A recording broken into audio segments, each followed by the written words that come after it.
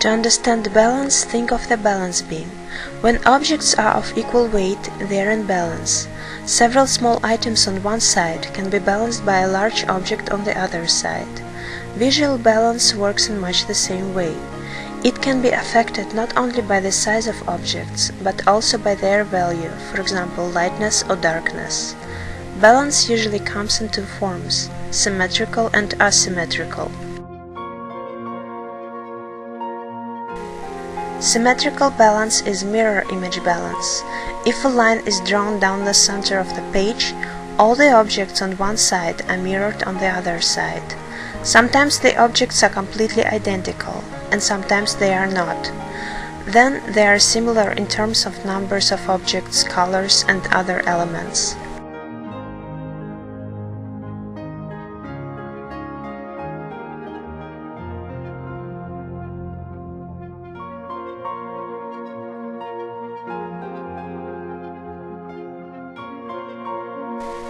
Radial balance is a form of symmetrical balance, where all elements radiate out from a center point in a circular fashion. In radial balance, all the elements lead your eye towards the center.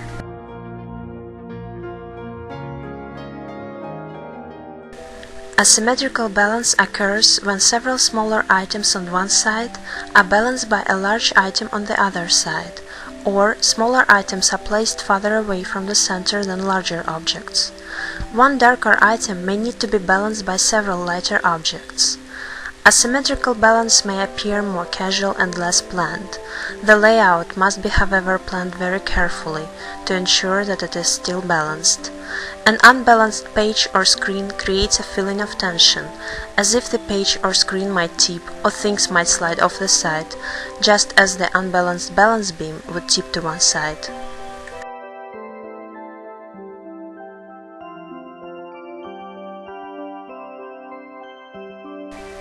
Eyes of a human are drawn by color. Small areas of vibrant color can be used to balance larger areas of more neutral colors. The vivid red skirt on the left is balanced by the larger neutral pink dress.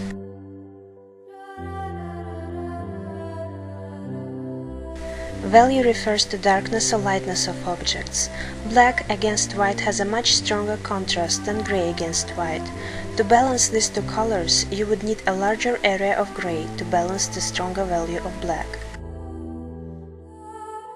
Large flat areas without much detail can be balanced by smaller irregularly shaped objects, since the eye is led towards the more intricate shape. The front dancer in this painting stands out in intricate detail compared to the large blurry area behind her.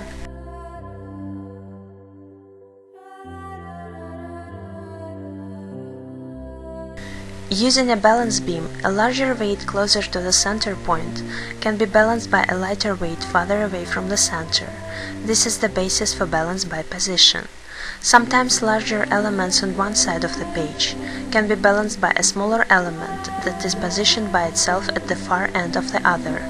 This is a very tricky type of asymmetrical balance that often ends up looking out of balance.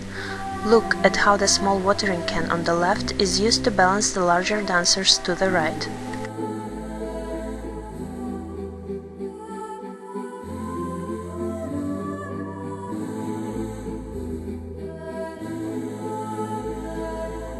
Smaller areas with interesting textures can balance larger areas with smoother, untextured looks.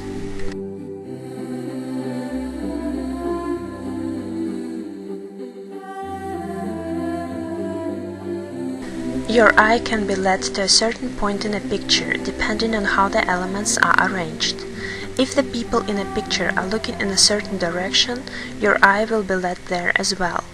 Elements in a picture, such as triangles or arrows, will also lead your eye to look to a certain point and maintain the balance of a picture.